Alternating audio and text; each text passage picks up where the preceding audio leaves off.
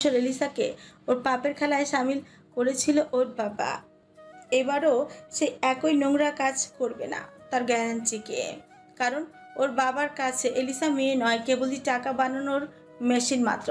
সেবার কৃতিক অনবসারের সাহায্যে জুয়ার জগৎ থেকে বের হতে পেরেছিল এলিসা, অথচ বছর না ঘুরতে ঘুরতে আবারও সে একই পিছুটান ওকে তাড়িয়ে বেড়াচ্ছে যত্রতত্র। এলিসা জানে এবার আর অত সহজে সবটা সমাধান হবে না। এবার হয়তো সত্যি ওর বাবা জুয়ারিদের হাতে মারা পড়বে। মারা পড়লে পড়ুক, তবুও আর ওই পাপের খেলা খেলবে না এলিসা। নিজের মধ্যে গুমট হয়ে কুণ্ডলি পাকানো এত এত দুশ্চিন্তার মাঝে ক্যাথরিনের সাথে কি থেকে কি হয়ে গেল। ওরই বেস্ট ফ্রেন্ড এই নিন্দনীয় কাজটা করেছে, ভাবতে লজ্জায় মাথা কাটা যাচ্ছে এলিসার। ক্যাথলিন মেয়েটা জেকে চোখে হারাতো, অথচ জেকে এটা কি করলো? বিরক্তিতে ফুসফুস করছে এলিসা। পাশ থেকে অর্ণব বলল, ক্যাথালিনের আগে বোঝা উচিত ছিল, ও যার লেজে পা দিয়েছে সে কোনো ডোরা সাপ না, বরং বিষ দিয়ে ভরা ড্রাগন। এলিসা ভ্রু কুঞ্চিত করে অর্ণবের দিকে তাকিয়ে বলল, কি এমন করেছে আমার ছোট বোনটা? আর যদি কিছু করেও থাকে সেটা কি মুখে বলেই সমাধান করা যেত না? এইরকম একটা অপমানজনক কাজ করতে হলো? একটা মেয়ের জন্য চুল ঠিক কতটা ইমোশন ধরে রাখে তোরা ছেলেরা আদতা বুঝিস? ভালো বলিস আর খারাপ বলিস। যে কে একটা হার্টলেস, একটা মেয়ের চুল কেটে দিতে ওর বুক কাঁপলো না একবারও? ক্যাথালিন যখন ওর চুল কাটতে গিয়েছিল তখন ওর বুক কেঁপেছিল। অর্ণবের কথায় ডরমিটরির গেটে এসে হাঁটার গতি থেমে যায় এলিসার। কি? কার চুল কেটেছে? কাটেনি, কাটতে চেয়েছিল।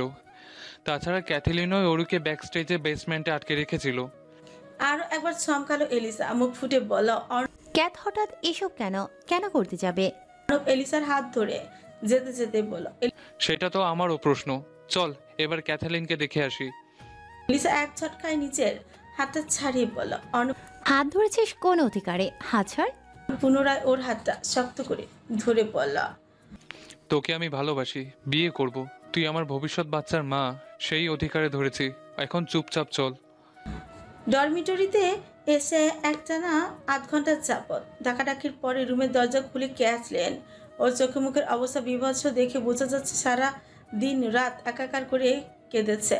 বাদামি রঙের বেনি হ্যাট দিয়ে পুরো মাথা ঢেকে রেখেছে বলে চুল আছে কি নেই বোঝা যাচ্ছে না। এলিসাকে দেখে পুনরায় আরো এক দস্তর কেঁদে ভাসালো ক্যাথলিন। কাঁদতে কাঁদতেই বলল, আপু, জেকে ভাইয়া আমার সাথে এসব কেন করে বলো তো? এলিসা ওর মাথা হাত বুলিয়ে বলল। এসব মানে? ক্যাথরিন হেঁচকি টেনে জানায়, শুধু চুল কাটা নয়, সেদিন কৃতিক ভাইয়ার বাসায় ইলেকট্রিক শকটাও কৃতিক ভাইয়া ইচ্ছে করেই দিয়েছে। ক্যাথরিনের কথা এলিসা অর্ণবের চোখ কপালে। এলিসা উদ্বিগ্ন হয়ে শুধল, তুই কি করে জানলি কাজটা কীর্তি করেছে? জেকে ভাইয়া নিজ মুখে বলেছে। পেছন থেকে অর্ণব শুধল, কি বলেছে?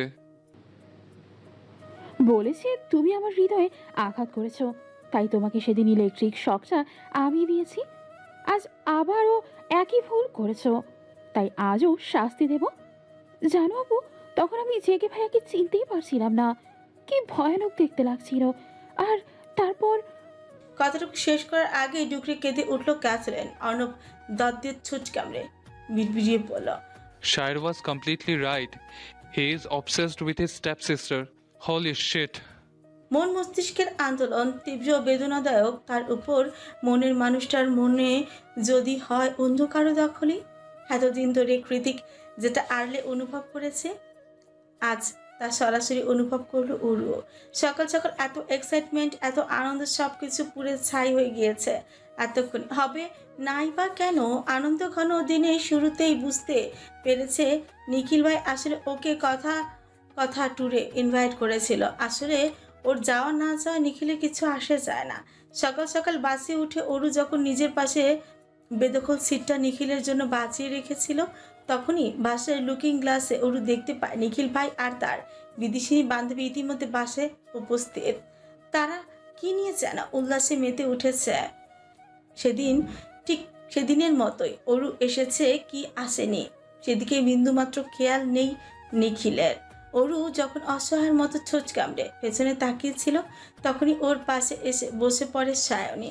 সায়নীকে দেখে অরু দ্বিধাগ্রস্ত কণ্ঠে শুদ্ধ হয়, আচ্ছা সায়নী, একটা ছেলে আর একটা মেয়ে যদি সারাক্ষণ একসাথে থাকে, একসাথে হাসাহাসি করে, তাহলে কি তারা শুধু বন্ধু?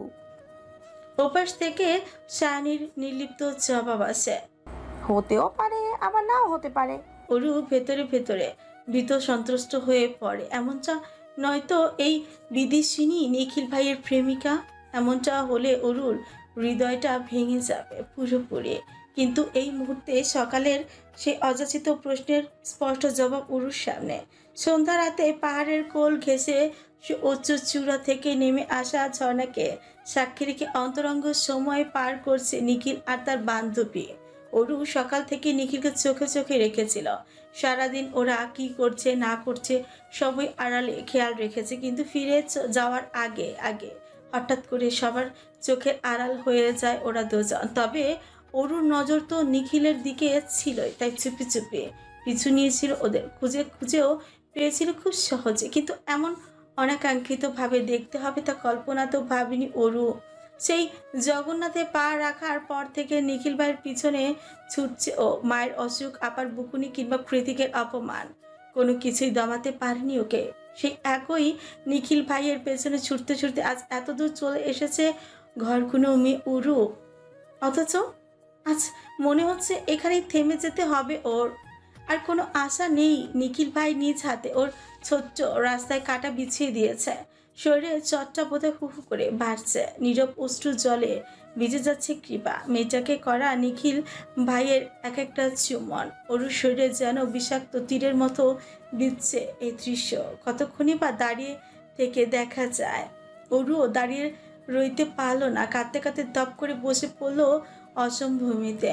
ঘাস আবৃত জমিনে দু হাত চাপড়াতে চাপড়াতে বলল, কেন এমন করলেন নিখিল ভাই? আপনি যদি অন্য কাউকেই ভালোবাসবেন তাহলে আমাকে কেন নিয়ে এলেন? আমি তো কোনো কালেই ট্যুরে আসতে চাইনি। কেবল আপনার একটা কথাতে সবাইকে মিথ্যা বলে অসুস্থ শরীরটাকে টানতে টানতে নিয়ে এসেছি আমি। তাহলে এটা কি দেখালেন আপনি?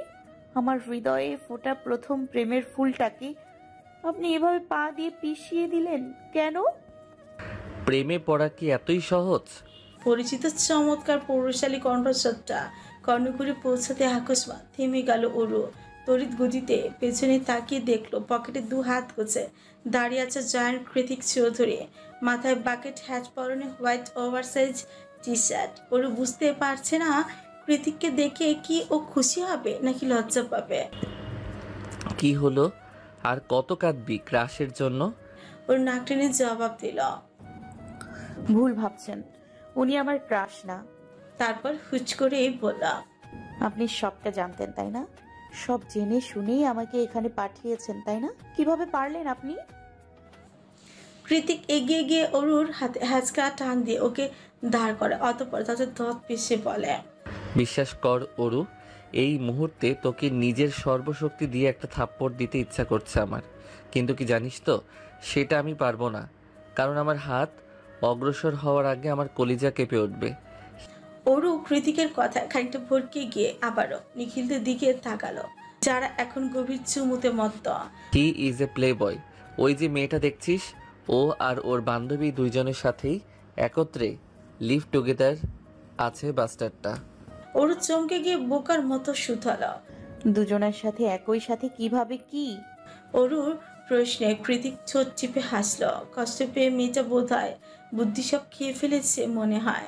তবুও কৃতিক ওর কথার জবাব দিয়ে বলল, প্রিয় রিলেশনশিপ, এর বেশি বোঝাতে পারবো না। ব্যাপারটা তোর আর আমার বয়সের সাথে যায় না। তাছাড়া তোর বান্ধবী তিথির সাথেও দীর্ঘদিন ফিজিক্যাল রিলেশন ছিল ও। একদিনে ঠিক কতগুলো শখ নেবে বুঝতে পারছে না অরু। ওর মাথাটা ফনফন করে ঘুরছে। সেই সাথে নিখিলের প্রতি জমা বাধা অভিমানটা পরিণত হয়েছে তীব্র ঘৃণায়। মনে মনে ভাবছে, তাই তো সেবার তিথি এতটা বাজে ব্যবহার করেছিল ওর সাথে। তুই বসে বসে তোর প্লেবয় নিখিল ভাইয়ের জন্য কাঁদতে থাক, আমি গেলাম। বাইকের চাবির রিংটা আঙুলে ঘুরাতে ঘুরাতে যেতে যেতে কথাটা বলল কৃতিক। অরুর ভ্রম ভেঙে গেল।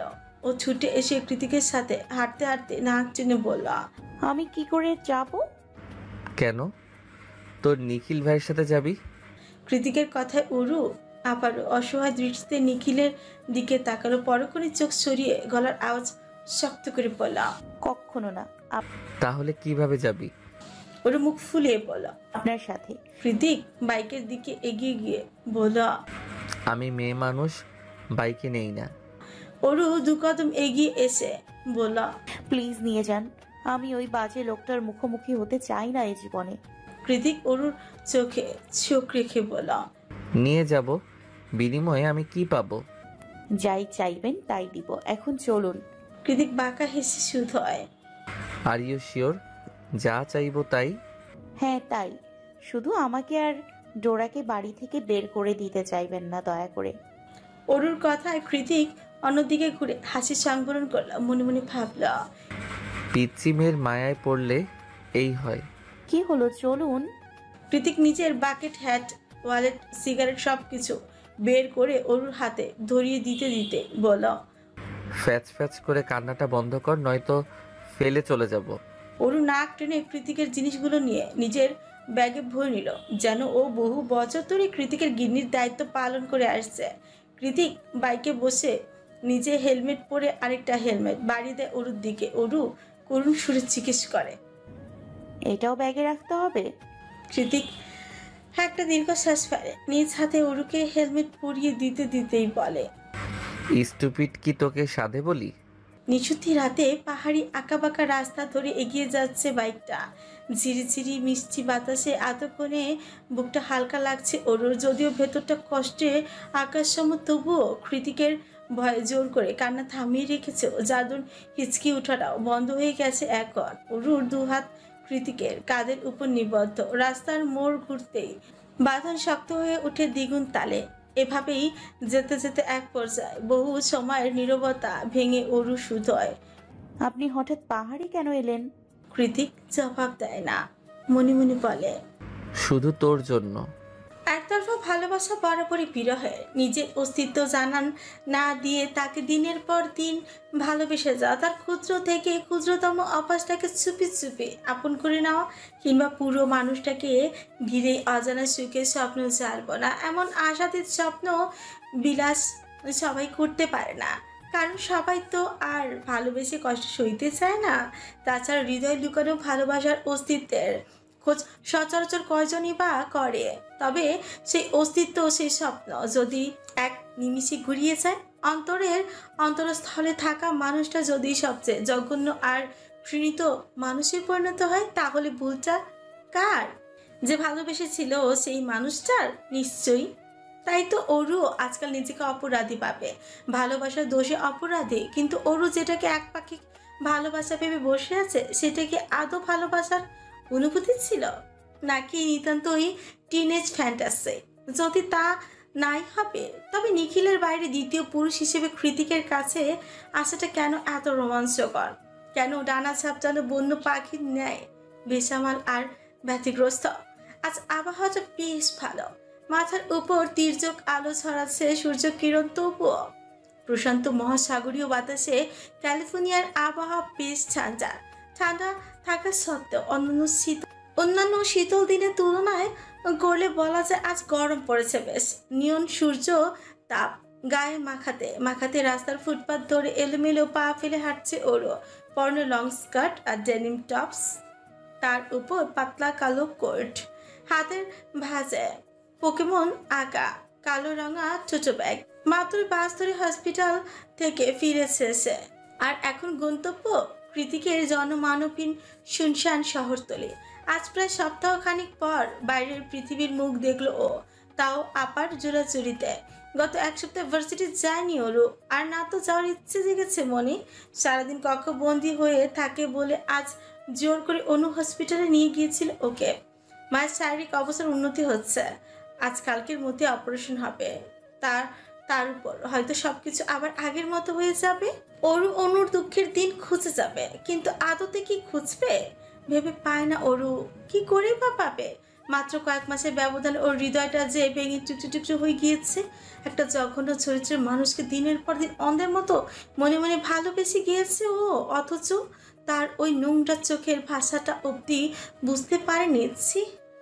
নিজের উপর আরো একবার রাগের নদীতে জোয়ার এলো অরুর। ও যে কত বড় আহামক সেটা ভেবে নিজেকে নিজে হাজারটা চর থাপ্পড় আর গালাগাল দিতে ইচ্ছে করছে ওর। অরু যখন হাজারটা দোষে সাব্যস্ত করতে বারবার নিজেকেই নিজে কাঠগড়ায় দাঁড় করাচ্ছে, ঠিক তখনই রাস্তার বিপরীত পাশ থেকে জেব্রা ক্রসিং পার হয়ে ওর সামনে এসে দাঁড়ালো একজন। পুরো শরীরে তার কালো দিয়ে আবৃত, এমনকি মুখটাও মাংকি টুপি দিয়ে আটকানো। চোখ দুটোতে হিংস্রতা জলজল করছে লোকটার। চোখ দেখেই বোঝা যাচ্ছে লোকটা বিশ্রীভাবে হাসছে। লোকটাকে দেখে ভাবনায় পড়ে গেল অরু। ওর মনে হচ্ছে এই চোখ দুটো এর আগেও কোথায় যেন দেখেছে ও। দেখেছে, কিন্তু এভাবে পথ আটকানো দাঁড়ানোর মানে কি? নিজ ভ্রু কুঞ্চিত করে অরু বিরক্ত সুরে লোকটার উদ্দেশ্যেই বলা, আপনি আবার কোন খ্যাতের মূলা? এমনিতেই ভারী অশান্তিতে আছি, পথ ছাড়ুন তো। লোকটা বোধহয় অরুর কথা বুঝলই না, বিদেশি হবে হয়তো, তাই ও ইংরেজিতে বলা চেষ্টা করলো। হু আর ইউ? লোকটা জবাব দিল না, নিঃশব্দে নির্লিপ্তে কপট চোখ দুটো নিক্ষেপ করলো নিজের হাতে দিকে। অরুও তার চোখ অনুসরণ করলো, আর যা দেখলো তাতে পিলে চমকে উঠলো ওর। লোকটার কালো রঙের গ্লাভস পরা হাতে বেশ বড়সড় একটা দাঁড়ালো চড়ে। দেখে মনে হচ্ছে অরুকে আঘাত করার জন্য অবসর হচ্ছে তার হাতে। কিন্তু কেন? আমেরিকার মতো একটা অজানা দেশে ওর মতো একটা তুচ্ছ দুপয়সার মেয়ের সাথে কিসের এমন শত্রুতা এই ভয়ানক লোকটার?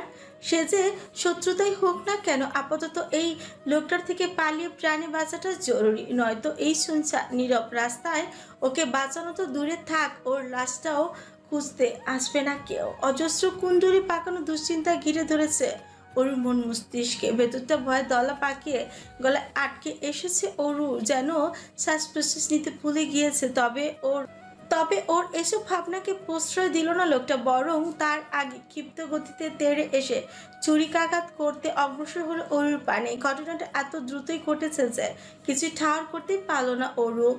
লোকটা এগিয়ে আসতে হৃদয়ের জ্ঞান শূন্য হয়ে প্রাণপণে উল্টো দিকে দৌড় লাগালো। কিন্তু আশ্চর্যের বিষয় হলো লোকটা ওর পেছন পেছন দৌড়াচ্ছে না, বরং সাইকোপ্যাথদের মতো চাকুয়াতে ধীরে ধীরে এগিয়ে আসছে। মনে হচ্ছে দেখে লোকটা জানে ওর শেষ গন্তব্য কোথায়। একটা না দিক বেদিক দৌড়াতে হাঁপিয়ে উঠেছে ওরও। শেষমেশ আর দৌড়াতে না পেরে রাস্তার মাঝে হাঁটুতে দুহাত ভর করে দাঁড়িয়ে পড়লো ও। হাঁপাতে পেছনে তাকে খুব সাবধানে পরখ করতে নিল রাস্তার অদূর পর্যন্ত। না, একটা চলন্ত গাড়ি ছাড়া আর কিছুই দেখা যাচ্ছে না। হাঁপাতে ওরও ভাবছে, তার মানে এই যাত্রায় প্রাণে বেঁচে গিয়েছি। ঠিক তখনই ওর খুব কাছ থেকে ভেসে এলো একটা অজানা অপ্রীতিকর কণ্ঠস্বর। চেক্স baby girl, I caught you. আচমকা এমন একটা ভয়ানক আওয়াজ শুনে চমকে উঠে সামনে তাকালো অরু। দেখলো সে তখনকার লোকটা ওর সামনেই, কিচ্ছু বদলায়নি। আগের মতো বিস্তৃত চাহনি দিয়ে ওর পানে তাকে আছে সে হুচ করে। আবার ওই লোকটাকে দেখে আকস্মাৎ লাফিয়ে উঠে পেছনে পিছালা রাস্তায় হুমড়ি খেয়ে পড়ে গেল অরু। শুষ্ক চোখ গিলে চারপাশে চোখ বুলিয়ে বুঝতে পারলো এতক্ষণ দৌড়াতে ঘুরে ফিরে গোলক ধাঁধার মতো আবারও আগের জায়গাতে ফিরে এসেছে ও। নিজের মূর্খামির ফলস্বরূপ আরো একবার ফেসে গেল অরু। আপা কত করে বলেছিল আমি এগিয়ে দিয়ে আসি, অথচ অরু শোনেনি। আর এখন সামনে মৃত্যু খেলা করছে ওর। এছাড়া তো কোনো উপায়ও নেই। লোকটা ধীরে ধীরে এগিয়ে আসছে অরুর দিকে। অরু যে উঠে দাঁড়িয়ে আবারও দৌড়ে পালাবে সেই শক্তি নেই ওর শরীরে। উজো হাত পা কঞ্চ সবকিছু রোধ করে রেখেছে এক অজানা আতঙ্ক। অরুকে ভয় পেতে দেখে লোকটা খিক করে হেসে উঠল, বলল, and I'll kill you princess. অরু এবার ঠোঁট চেপে জুকরি কেঁদে উঠলো। কাঁদতে দু হাতে ভর করে পেছাতে লাগলো কুচকুচে পিছলা রাস্তা ধরে। তবে লোকটার গতিবেগ ছিল দ্বিগুণ। সে এতক্ষণে ওর খুব কাছে এসে দাঁড়িয়ে পড়েছে, মাথাটা এদিক ওদিক কাত করে, ঘাড় ফুটিয়ে তীব্র আক্রোশে উদ্যত হয়েছে অরুকে ছুরিকাঘাত করার জন্য। লোকটার পরবর্তী পদক্ষেপের কথা ভেবে অরু চোখ দুটো খেসে বন্ধ করে ফেল। এই মুহূর্তে প্রিয়জনের মুখগুলো ভাসছে ওর মানসপটে। মা, আপা আর তো কেউ নেই, অথচ মানসপট জুড়ে দুটো নয় বরং তিনটে মুখ ভেসে উঠেছে। মা আপা আর সবশেষে জায়ান কৃতিক চৌধুরী, ওর স্টেপ ব্রাদার, যে ওকে সবসময় তুচ্ছ তচ্ছিল করে, সবার কাছে বাড়ির চাকর হিসেবে পরিচয় দিয়ে বেড়ায়, ওর গায়ে হাত তোলে, ওকে শীতের রাতে ঘর থেকে বের করে দেয়, মাঝ রাস্তায় গাড়ি থেকে নামিয়ে দেয়, হুটহাট রেগে গিয়ে সবার সামনে অপমান করতে দুবার পারবে না। অথচ এই মুহূর্তে হৃদয়টা তাকে ঘৃণা করতে চাইছে না। মনে হচ্ছে কৃতিক নিজেকে ঠিক যতটা খারাপ প্রমাণ করতে চায় ততটাও খারাপ সে না। নয়তো দিতে হয়ে যাওয়া হৃদয়টা তাকে কেন স্মরণ করছে বারবার, তাও এমন একটা মুহূর্তে। ক্ষণিকের জন্য হলেও মনে হচ্ছে আজ কৃতিক থাকলে ওকে এতটা বিপদে পড়তে হতো না। কোনো না কোনোভাবে ঠিকই বাঁচিয়ে নিত সে। অরু সেই কখন থেকে আজগুবি চিন্তায় বিভোর, অথচ লোকটা ওকে আঘাত না করে চুপচাপ দাঁড়িয়ে আছে। তা কি করে হয়? কপালের উপর তরল জাতীয় কিছু অনুভব হতে ভাবলে সুতো ছিঁড়ে যায় অরুর। জিনিসটা কি তা দেখার জন্য হাত দিয়ে কপালটা স্পর্শ করে সেটা চোখের সামনে এনে ধীরে ধীরে চোখ খুল ও দেখলো ওর হাত ভর্তি তাজা রক্ত। তাহলে কি লোকটা ওকে আঘাত করেছে? কই, ব্যথা লাগলো না তো? নাকি ইতিমধ্যে ইহলোক ত্যাগ করেছে অরু? ব্যাপারটা ঠিকভাবে আন্দাজ করার জন্য আচমকায় মাথা তুলে চাইলো অরু, আর যা দেখলো তাতে ওর দম আটকে যাওয়ার উপক্রম। বিশ্বাস করতেও খানিকটা কষ্ট হলো, কিন্তু চোখের সামনে ঘটতে থাকা ঘটনা তো আর মিথ্যে হতে পারে না। তাই চোখে কয়েকবার পলক ছেড়ে আবারও খেয়াল করে তাকালো ও দেখলো ওই ধারালো ছুরিটাকে নিজ হাতে মুষ্টিবদ্ধ করে রেখেছে কৃতিক। এত জোরে সেটাকে চেপে ধরেছে যে কৃতিকের হাত কেটে চুপচুপ করে রক্ত অরুর কপাল আর নাক বেয়ে চুয়ে চুয়ে পড়ছে। কারণ ওই লোকটা কৃতিকের মাঝখানে বসে আছে অরু। ক্ষণিকের মধ্যে কৃতিকের ঝরে পড়া রক্তের অরুর জামা কাপড় ও রঞ্জিত হয়ে উঠেছে। তবুও চুরি কিংবা ওই মুখ ঢাকা ছদ্মবেশী লোকটাকে কিছুতেই ছাড়ছে না কৃতিক। এক পর্যায়ে অরু সচকিত হয়ে উঠে দাঁড়িয়ে কৃতিকের চুরি চেপে ধরা হাতটা টানতে শুরু করলো। আর্তনাদ করে কাঁদতে কাঁদতে বলল, কি করছেন? এদিকে ছাড়ুন, আপনার হাত কেটে যাবে তো। কৃতিকের অরুর কথায় কান নেই একটু। ও তো ওই লোকটার মুখোশ উন্মোচনে ব্যস্ত। এক পর্যায়ে টানতে টানতে লোকটার মাংকির টুপিটা খুলেই ফেল কৃতিক। এভাবে নিজের ছদ্মবেশ খুলে যেতে লোকটা নিজের ছুরি আর টুপি ফেলে রেখে দু হাতে মুখ ঢেকে তড়িৎ গতিতে দৌড়ে পালালো। লোকটা পালিয়ে যাচ্ছে দেখে কৃতিক তীক্ষ্ণ দৃষ্টি নিক্ষেপ করলো সেদিকে। মনে হচ্ছে আজও লোকটাকে ধরেই ছাড়বে, কিন্তু সেসব চিন্তার ইতি গজিয়ে অরু ওর হাতটা টেনে ধরে কাপা কাপা কঞ্চে বললাম, আমার ভয় করছে, যাবেন না দয়া করে। কৃতিকের পূর্ণ দৃষ্টি এবার অরুর দিকে চলে গেল, যে এই মুহূর্তে ওর রক্তে মাখামাখি হয়ে দাঁড়িয়ে আছে। রক্তে ভেজা অরুকে দেখে কৃতিকের চোখ জ্বলি উঠল। কপালে তৈরি হলো দুশ্চিন্তার কয়েকখানা ভাঁজ। ও দ্রুত হাতে অরুর বাহু চেপে ধরে এদিক ওদিক ঘুরিয়ে দেখতে দেখতে আহত সুরে শুধল, কোথায় লেগেছে তোর? এত রক্ত কেন? অরু কাঁদতে কাঁদতে বিস্ময় বিমূর্ত হয়ে জবাব দিল, এইগুলো আপনার রক্ত? হাত কেটে গিয়েছে আপনার? ভুলে গেলেন?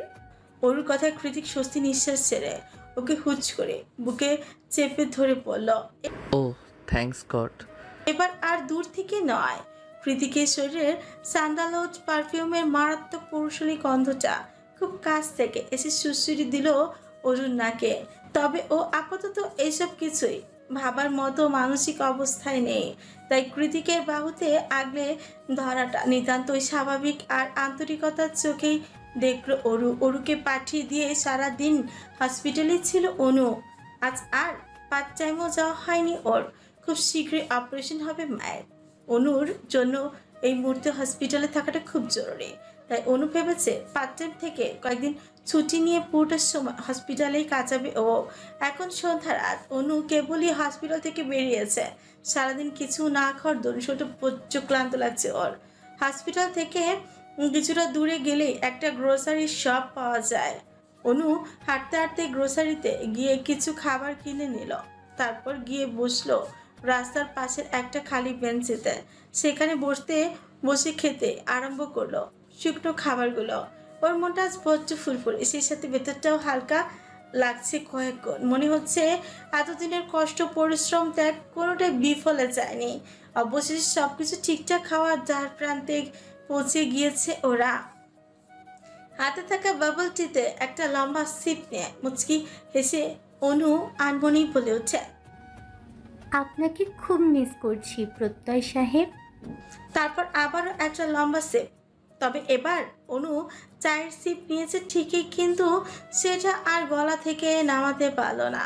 তার আগে ওর দৃষ্টিগত হলো অনাকাঙ্ক্ষিত এক দৃশ্য। গ্রোসারি শপের সামনে প্রিয়তয় একটা মেয়ের সাথে দাঁড়িয়ে আছে, ওর হাতে দুটো বাবল টি জার। মেয়েটার ভাবভঙ্গিমা এমন যেন এখনই লাফ দিয়ে কোলে উঠে পড়বে প্রত্যয়ের। অনু বড্ড আত্মসম্মানী। এক নজর দেখেছে বলে সারাক্ষণ হ্যাংলার মতো তাকে তাদের কাণ্ড কারখানা দেখবে, এতটাও নির্লজ্জ মেয়ে নয় ও। তাই প্রত্যয়ের চোখ এদিকে আসার আগেই অনু হাঁটা দেয় উল্টো পথে। হাঁটার সময় রাস্তার পাশে ডাস্টবিনে ছুঁড়ে মারে হাতে থাকা বাবল টি ভর্তি চারটাকে। অনুর মতে এটা বাড়াবাড়ি নয়, এটাই ওর আত্মসম্মান, যা ও খুব সহজে খেলার জন্য কারো হাতে তুলে দিবে না।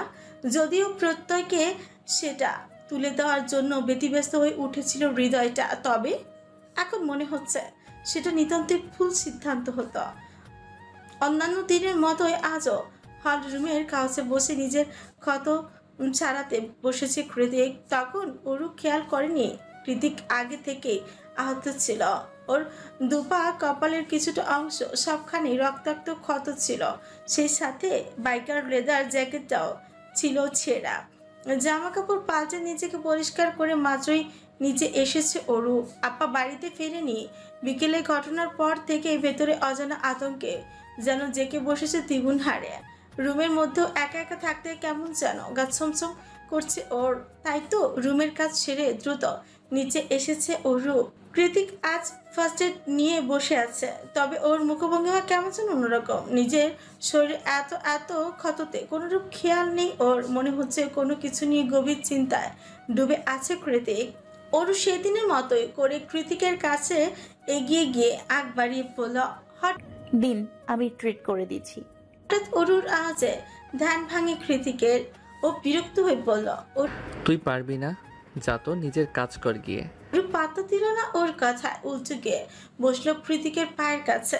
মেঝেতে বসে তুলোর মধ্যে অ্যান্টিসেপটিক লাগিয়ে কৃতিকের হাঁটুর উপর চেপে ধরতে চোখ মুখ দুটো খিচে বন্ধ করে নিল কৃতিক। তবে মুখ দিয়ে একটু টু শব্দ বের হলো না ওর। ওর বিরক্ত হলো। লোকটার অনুভূতি বলে কিচ্ছু নেই নাকি? ও কেন জানো দ্রুততা অবলম্বন হলো। হুচ করে হাতের তুলোটা একটু শক্ত করে চেপে ধরল কৃতিকের ক্ষতস্থানে। এবারও চুপচাপ নির্বিঘ্নে এসে শুধু চোখ বুঝেই হাসকিস্বরে বলল, আমাকে ব্যথা দিয়ে শান্তি পাস? সঙ্গে সঙ্গে থেমে গেল ওরও। তার মানে কৃতিকেরও ব্যথা লাগে, শুধু মুখে প্রকাশ করে না। ও পুনরায় অ্যান্টিসেপটিক লাগাতে লাগাতে বলল, কি করে ব্যথা পেলেন? কৃতিক জবাব দেয়, just a minor bike accident. বাইকে আপনার এত অস্বস্তি, এত ব্যথা পাওয়ার পরেও বাইক রাইডিং ছাড়েন না। কৃতিক ঠোঁট কামড়ে একটু হেসে বলে, তোর থেকে বহু গুণ কম। তাহলে ভাব তোকে কিভাবে ছাড়ি। পায়ের ক্ষতগুলোতে অন টাইম ব্যান্ডেজ লাগিয়ে দিয়ে কৃতিকের পাশে বসে ওর হাতটা দেখতে দেখতে অরু বলে, কি বললেন শুনিনি। নাথিং। আমি যখন কথা বলি তখন কান কোথায় থাকে তোর? অরু ঠোঁট উল্টে বলল, আমি ভাবছি হাতের ক্ষতটা অনেক গভীর, এটা আমি কিভাবে ব্যান্ডেজ করব? দেখে তো মনে হচ্ছে সেলাই লাগবে। কৃতিক নিজের হাতটা ছাড়িয়ে নিয়ে বলল, না পারলে দূরে সর। নিজেই তো পাকনামি করে এসেছিস সাহায্য করতে, এখন বলছিস পারবো না? আমি বলেছিলাম আসতে। ওর দীর্ঘ নিঃশ্বাস ছেড়ে কৃতিকের হাতটা আবারও টেনে নিয়ে সেখানটায় ব্যথা নাশক লাগাতে লাগাতে বলল, আপনি এমন কেন? কেমন আমি? রক রুটে তিলকে তাল বানিয়ে ফেলেন। আপনার বউয়ের কপালে দুঃখ আছে। অরুর কথায় কৃতিকের ঠোঁট বাঁকা হাসিতে প্রশস্ত হয়। তার ফুচ করে চোখ মুখ কুচকে সামনের মনিটরের দিকে দৃষ্টি নিক্ষেপ করে কৃতিক বলে, ঠিকই বলেছিস। আমার কথা না শুনলে তোর কপালে অনেক দুঃখ আছে।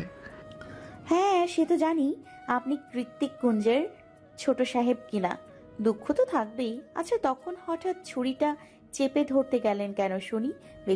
চেপে না ধরলে তো তোর আঘাত লাগতো। কৃতিকের হাতের ক্ষতটা অনেক বেশি গভীর। ওর ভেতর ভেতর অনুশোচনা হচ্ছে, ওর জন্যই আজ এমনটা হয়েছে। তাই ও কৃতিকের ক্ষতস্থানে হালকা ফু দিয়ে অ্যান্টিসেপটিক লাগাতে নরম শিরে শুধ হলো। বেশি ব্যথা লাগছে? নিচের শরীরটাকে কাউচে উপর ছেড়ে দিয়ে কৃতিক চোখ বন্ধ করে বলল, এখন কম লাগছে।